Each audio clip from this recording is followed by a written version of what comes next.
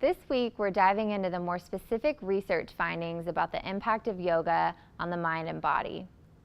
Yoga hasn't received much attention from Western scientists until the last few decades, but the science of yoga is rapidly advancing. Consider the related topic of mindfulness meditation that we practice in this course. Mindfulness, and its premier program, Mindfulness-Based Stress Reduction, created by Dr. Jon Kabat-Zinn at the University of Massachusetts Medical School, has built a steady research base since the 1970s. The research has grown to the point where neuroscientists, psychologists, medical doctors, and others now endorse the practice for emotional and mental health. As yoga continues to grow in popularity, notably in the Western world, scientific inquiry into its effectiveness has also increased. One problem that we'll see going forward is that because there are many different ways of viewing and practicing yoga, it's difficult for Western science to rigorously investigate its effectiveness. So why do we need the science of yoga? For many yoga practitioners, the proof is in the practice. Yogis report feeling stronger and healthier. The sentiment is, if we know that yoga is good for you, why do we need to do research on it? The reason why it's necessary is because we don't understand the full story. There's plenty of anecdotal evidence out there that is not based in science. And unfortunately, if there's no science to back it up, it won't be taken seriously as a preventative and therapeutic practice. Moreover, the effects of yoga on our bodies and brains will never be the exact same for any two people. What I mean by that is that you can't expect a 20-year-old male to see the same body and mind changes from yoga as a 75-year-old woman. The same exact practice can have a completely different impact on one person or another. This is where science becomes especially crucial. By taking a scientific approach, we can begin to look at how the effects of yoga varies across individuals for many, many people at one time. The practical recommendations that are derived from this research holds much more weight than recommendations based on case studies. As an analogy, think about how researchers study the effect of a drug on lowering cholesterol.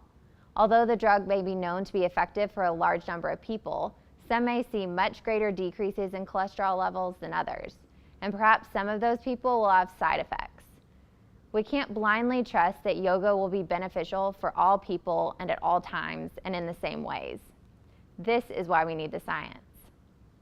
We need a science of yoga to understand how yoga specifically impacts physical, emotional, and mental health, especially if it will be used therapeutically by medical professionals.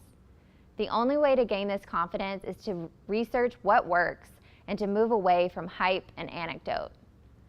Or, as one researcher has described it, we need to know who would benefit from a therapy, contraindications of use, and the extent to which specific medical issues can be ameliorated by a particular therapy.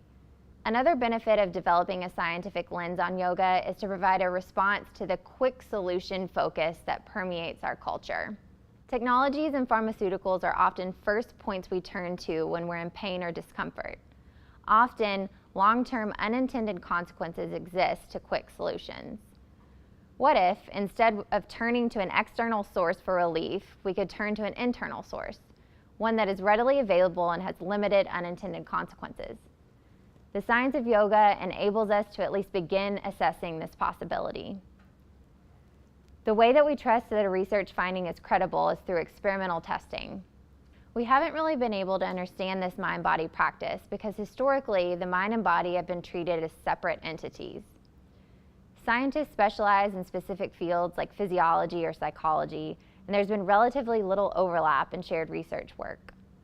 Thankfully, this is changing. There's now an entire agency in the United States government devoted to the scientific research on complementary and alternative medicines, in which yoga is one of the key areas of research. This agency, the National Center of Complementary and Integrative Health, reports that yoga is one of the top 10 most commonly used complementary health practices among adults. An integrated lens on health, one that considers mind and body as one, is reflected of the willingness of medical practitioners to recommend practices like yoga. The growth in scientific research is needed so that practitioners and experts alike can have a clear sense of what works, when, and why.